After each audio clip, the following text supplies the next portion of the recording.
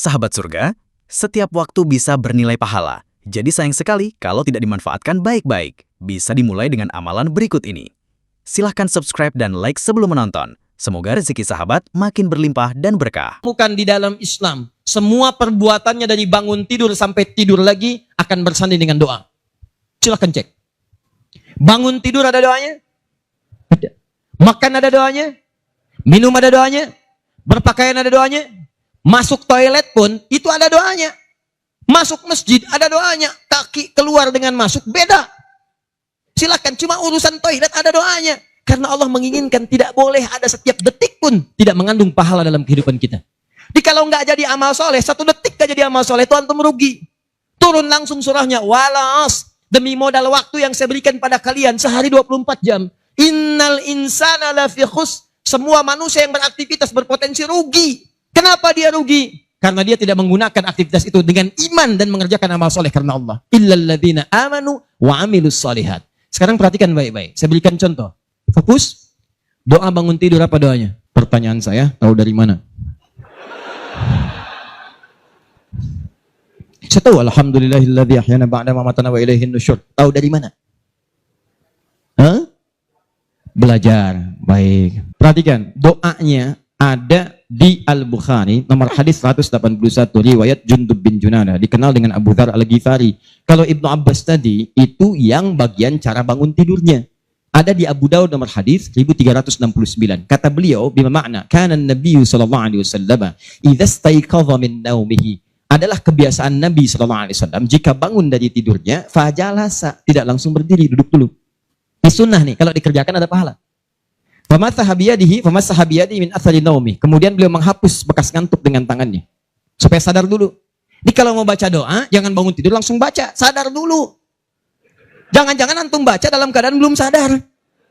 Bagaimana bisa menghayati doanya kalau antum nggak sadar dengan apa yang diucapkan?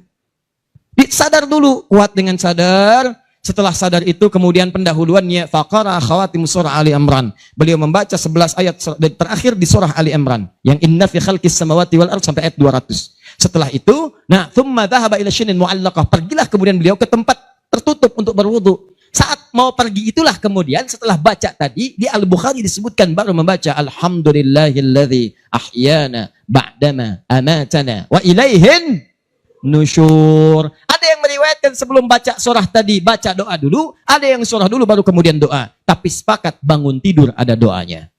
Awas, hati-hati nih. Penting pertanyaan saya, apa fungsi doa itu? Awas. Ini sebelum dihapus nih. Ini contoh dulu ya. Alhamdulillahilladzi ahyana ba'dama amatana wa ilaihin nusyur. Begitu antum berdoa, langsung dituliskan 10 kebaikan. Nih. Jadi poin untuk ke akhir.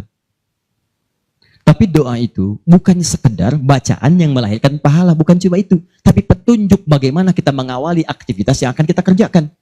Misal, ada doa bangun tidur. Saat bangun Anda baca. Seakan-akan Anda bermohon kepada Allah, ya Allah tunjukkan pada saya bagaimana saya beraktivitas di hari ini supaya semua aktivitas saya melahirkan pahala. Maka dikatakan lewat petunjuk Nabi, puji dulu Allah. Mudah bagi Allah mewafatkan kamu saat tidur, tapi kamu diberi kesempatan kembali untuk beraktivitas. Ajal kamu belum datang. Maka Anda katakan alhamdulillahilladzi ahyana ba'dama amatana. Kalau maknya dibuang ba'da amatana, maka wafat, kiamat tuh.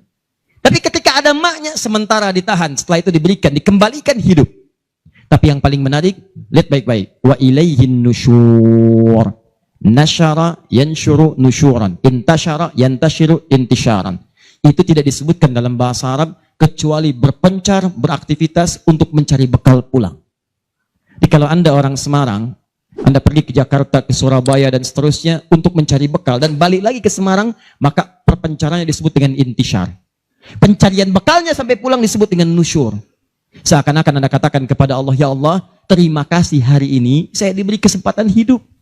Padahal bisa engkau wafatkan saya saat tadi tidur ya Allah. Tapi saya diberi kesempatan hidup. Saya mohon ya Allah, bimbing saya supaya hari ini bisa mencari bekal untuk pulang. Kalaupun saya wafat hari ini, sudah siap bekal saya untuk pulang. Itu maksudnya. Makanya kalau ada orang-orang hidup lagi, baca doa tadi, maka sebetulnya sudah menyiapkan agenda yang terbaik dibandingkan hari sebelumnya. Jadi kalau antum kemarin gak jamaah, sekarang siapkan. Mumpung hidup, besok belum tentu. Siapkan asar di mana, maghrib di mana, isya di mana. Kemarin gak baca Quran, sekarang siapkan. Berapa ayat yang antum akan bacakan? Antum mesti paham malam ini mau tahajud apa enggak? Berapa rakaat antum mau tunaikan?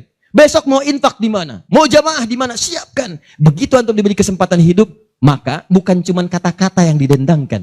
Bukan cuma kalimat yang disampaikan, buktikan lewat pembuktian amalan antum. Itu yang disebut dengan petunjuk. Ini, poinnya ini. Begitu semua pekerjaan dikerjakan dengan petunjuk doa tadi, maka semua punya nilai. Tapi persoalannya, kita tidak bebas dari yang ini. Ancaman neraka.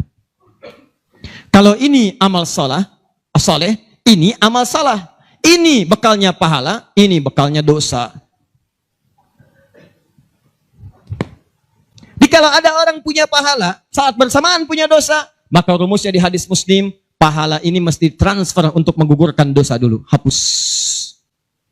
Misal, maaf ya, dapat pahala 10, dapat dosa 1. Maka yang 10 ini akan kemudian diberikan dulu pada yang 1 untuk menutup. Tutup, kurangi 1, jadi tinggal 9. Yang celaka dapatnya 10, ininya makin banyak. Memang 1, tapi 1 di Semarang, 1 di Surabaya, 1 di Rembang, 1 di Demak. Kumpul semua. Ini yang jadi masalah. Nah, sekarang Anda yang pengen ke surga tadi, rumusnya ingat baik-baik, pahala Anda akan dikurangi oleh dosa. Maka disitulah Anda bisa simpulkan kemana Anda akan pergi dan kemana Anda akan berlabuh.